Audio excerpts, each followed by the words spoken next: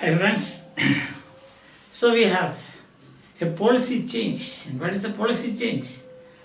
The scholarship jacket used to be given without charging anything, free. But now the board this year changed the policy. The policy is, according to the new policy, the winner of the scholarship jacket should give $15.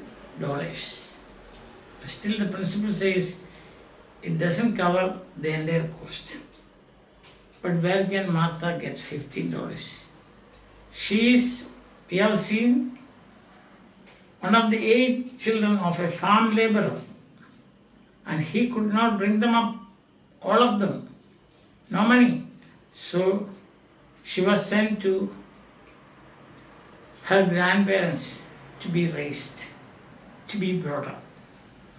That's the situation. So what to do? Difficult words with dignity. Dignity means with self-respect, with respect and also decency or dignity. If you are a teacher, you should keep the dignity of your position. Dignity of your position, that means the position of a teacher should be decent, he should be decent, or he, she, and also respected by others. So you should be keep your dignity. Muster means put together. You should muster all your courage when difficulties come up in life. Put together, gather together. Yes. Red and puffy. Suppose you cry for 1.5 hours or 2 hours, then what will happen? Your eyes will become red, and puffy means swollen, swelling. You will not again puffs, puffs like that. You eat puffs now. So puff means a little bit swollen. That is red and. If you cry for some time, your eyes will become red and puffy. Hoe. Hoe is a farm instrument. Just as we say about spade, spade. So that is a farm instrument. And then mesquite fruit. Mesquite fruit is a kind of fruit of a tree usually found in North America. It's a jackfruit. We have jackfruit now, like that. They have mesquite fruit.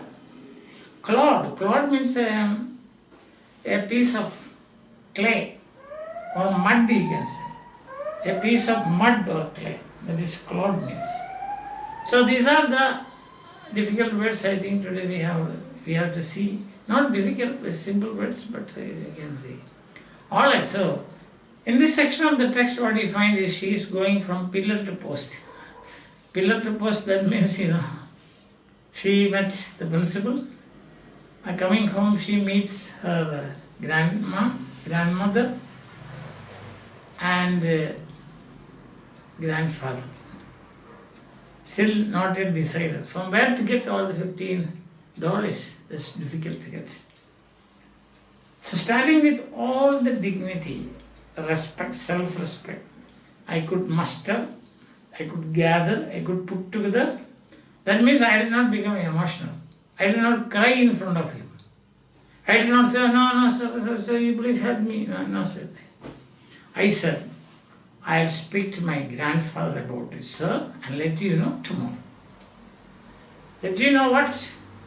Whether she will be in a position to muster or gather or put together $15. Whether she can bring some $15 or not. I cried on the walk home from the bus stop. She got down from the bus, then she started crying. So at the dirt road, that was a by road, by lane. It was not properly maintained. So the road was dirty, dirt road. Was a 1/4 mile, 1/4 of a mile from the highway. She got down at a point in the highway. From there she had to walk 1/4 a mile more to her grandparents' house, and that is a dirty road, covered with dirt, she says.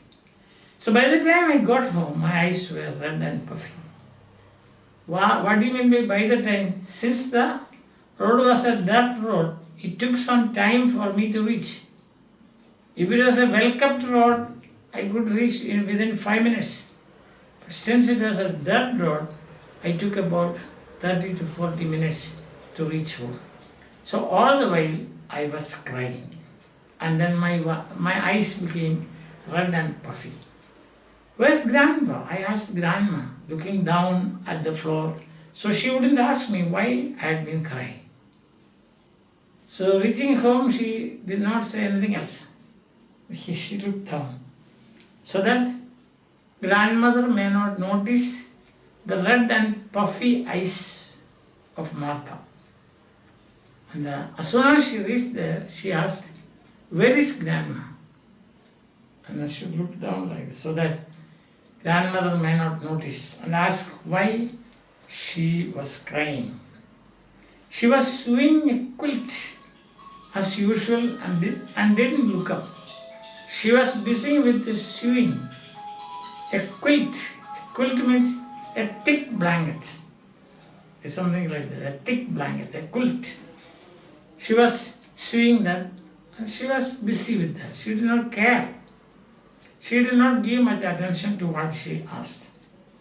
And she said, "Oh, fine. I think he's out back working in the bean field." So grandfather was also a good farmer. He had cultivated beans, soya beans, different kinds of beans. So he was working on that with a hoe. Hoe means, I told him, with a long handle, a kind of farm tool with which you can break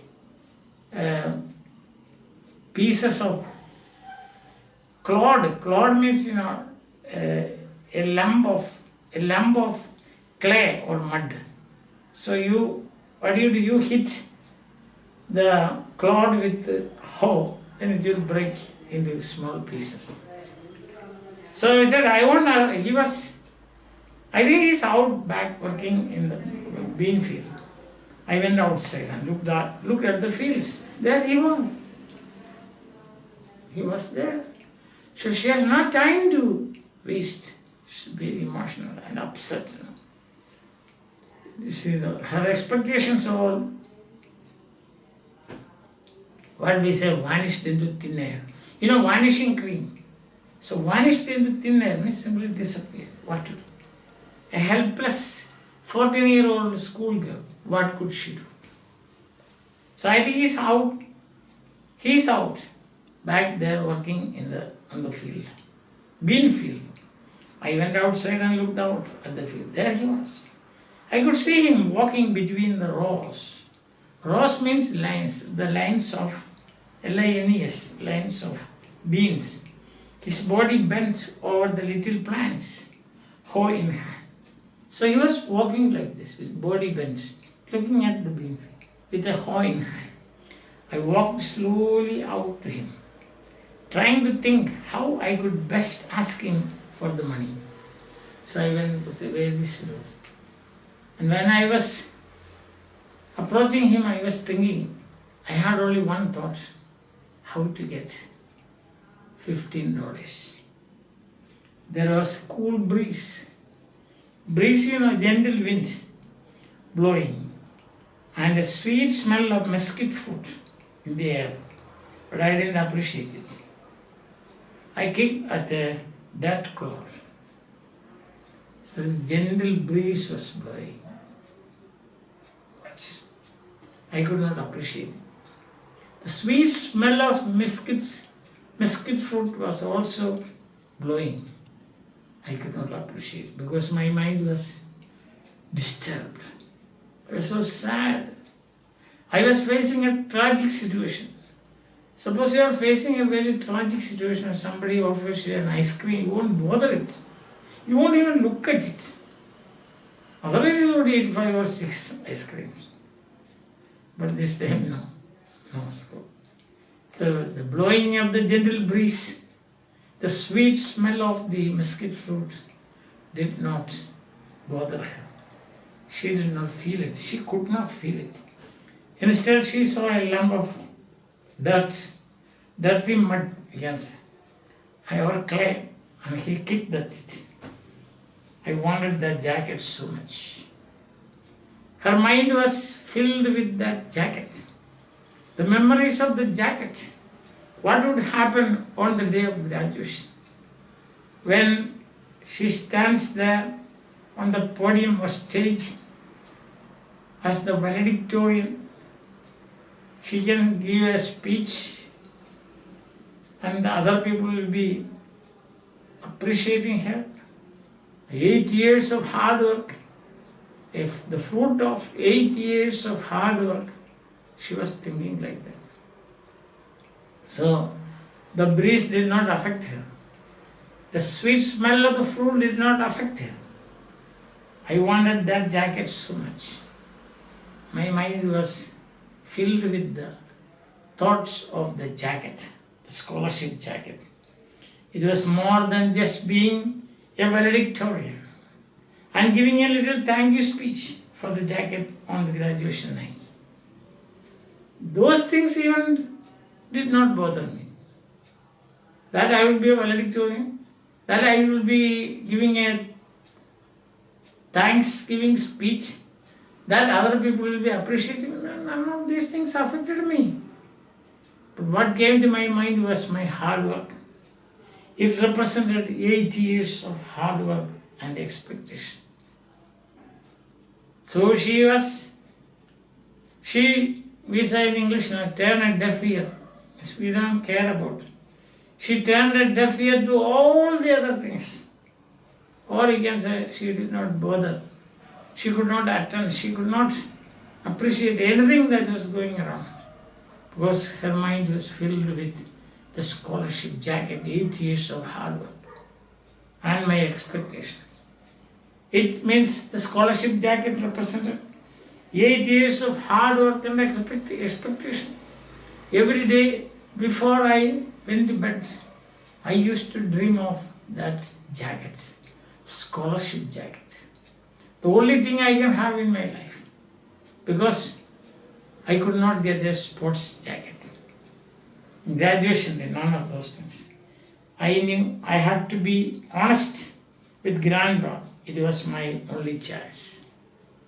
There's only one chance. There's only one man who can help. Her father is helpless. He's only a farm laborer. It's because he could not bring this here also there. He sent her to grandparents' house. Grandmother has no money. Then there is only one person left in this world. And that one person is her grandfather. So she thought, I will be honest with you. I will be sincere. I will go and tell him the fact. And then he saw my shadow and looked up. He was bent like this, with a hoe in hand. And he was going around the bean field, the rows of beans. The shadow fell on him. He looked up. Then what is he going to say? Let us wait and see. Meanwhile, the simplified version I will read out for you.